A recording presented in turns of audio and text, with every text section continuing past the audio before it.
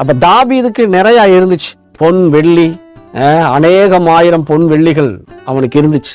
அதனாலதான் சொன்னா, அநேகம் ஆயிரம் பொன் வெள்ளியை பார்க்கிலும் நீர் விளம்பின வேதம் எனக்கு நல்லது அப்படின்னு சொன்னார். பொன் வெள்ளி அவரை திருப்திப்படுத்தல, பணம் காசு அவரை திருப்திப்படுத்தல, ஆட்சியும் அதிகாரமும் அவரை திருப்திப்படுத்தல.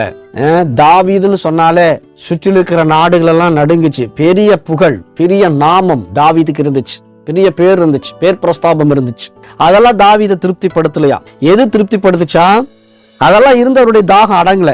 அவருடைய தாகத்தை தீர்க்கக்கூடியது எங்க இருந்துச்சுன்னா, கர்த்தருடைய சமூகத்துல, கர்த்தருடைய மகிமையில் இருந்துச்சு. அப்ப நம்மை திருப்திப்படுத்தக்கூடிய ஒன்று கர்த்தருடைய மகிமை. அந்த கர்த்தருடைய மகிமை இப்போ உங்களுக்குள் இருக்கிறது. பக்கத்துல சொல்லுங்க, கர்த்தருடைய மகிமை இருக்குது.